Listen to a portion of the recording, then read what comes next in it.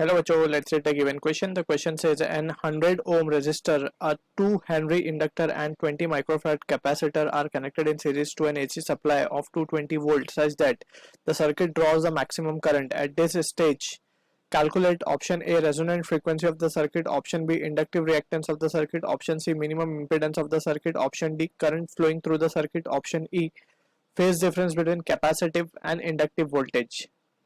So to understand this question हमें जो concept है series LCR circuit, and in this we need to be clear with the condition for resonance.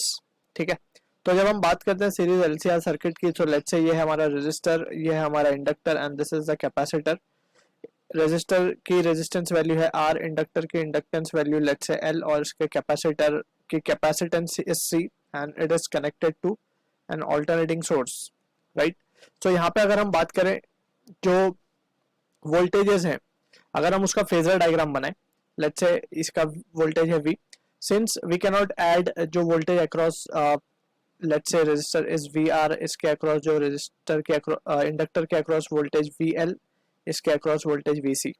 ठीक है, तो we can not say कि V equals to VR plus VL plus VC because this are the phasor terms, right. So इनको हमें vectorially add करना होता है. सो यहाँ पे हमें पता है कि let's say if this is the direction of resistance, so जो रेजिस्टेंस होगा वो किसके डायरेक्शन में होगा, it is in the direction of current because we know के करंट जो है for a pure resistive circuit voltage and sorry this is voltage across resistance. So VR और करंट दोनों में फेज डिफरेंस जीरो होता है. सो दोनों का डायरेक्शन एक ही हमने ले लिया, लेट्स इट टुवर्ड्स राइट. ठीक है, and we know for inductor voltage lead करता है and for capacitor it lags. ठीक है, and under the condition for resonance की कंडीशन में वी नो XL बराबर होता है XC के. ठीक है, so this is the important condition that we need to keep in mind regarding the resonance and this implies that VL will also भी equals to VC. So यहाँ पे दोनों ही टर्म आपस में इक्वल एंड अपोजिट है and दोनों का phase अगर हम देखें तो they are 180 degree out of phase, so ये कैंसिल आउट कर देंगे एक दूसरे को. So this are the basic few point that we need to keep in mind. अब using this result will try to analyse the situation given. अब resonance की condition में ही क्या होता है, करंट जो होता है मैक्सिमम होता है, I इज मैक्सिमम बिकॉज यहाँ पे सिंस Z इज मिनिमम. ठीक है ना, यानी कि इम्पिडेंस जो है टोटल जो रेजिस्टेंस ऑफर्ड है बाय दिस LRC कंपोनेंट्स, उसको जो टोटल Z लिखते हैं that is known as the impedance. So Z का जो एक्सप्रेशन आता है वो आता है अंडर रूट ऑफ R स्क्वायर प्लस XL माइनस XC का square, whichever is greater हम उसे लिखते हैं. तो XL माइनस XC का square. For resonance we know के XL बराबर होता है XC के and in that situation we can see के Z बराबर होगा R के. ठीक है, अब यहाँ पे हमें बोला गया है कि करंट जो है वो मैक्सिमम ड्रॉ हो रहा है, that means it is the case of resonance only, right. So यहाँ से हमें एक चीज समझ में आ गई. अब फर्स्ट पार्ट अब हम एक एक करके we can solve the question. So first part में हमें रेजोनेंस फ्रीक्वेंसी फाइंड करनी है. So XL is equals to XC. So यहाँ पे जो XL होता है ये होता है omega into L, right, and that is equals to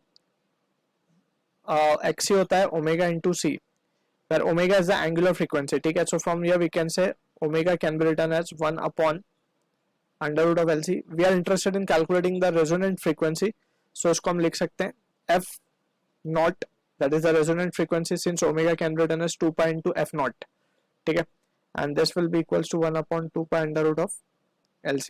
So यहाँ पे just हमें वैल्यू सब्सटीट्यूट करनी है and we can get the answer to the question. So यहाँ पे हम लिख सकते हैं 1 upon 2 pi can be written as 6.28 under root LC. Let's take on the next page. So we can write therefore F naught will be equals to 1 upon 2 pi को हम लिख सकते हैं 6.28 under root of LC. L is been given as we can say 2 और ये 20 micro farad है, तो 20 into 10 raised to minus of 6. So this implies that 10 raised to minus 6 40. So this answer comes out to 25.18 hertz. So this is the resonant frequency, which is the first part of the question we have calculated. Now let's move on to the next part, that is B part में हमें क्या find करना है. So यहाँ पे हमें B part में find करना है inductive reactance of the circuit. Inductive reactance means resistance offered by the inductor, that is XL, जिसको हम inductive reactance भी कहते हैं, and it is given by the formula omega into L, या फिर इसको हम लिख सकते हैं 2 pi FL.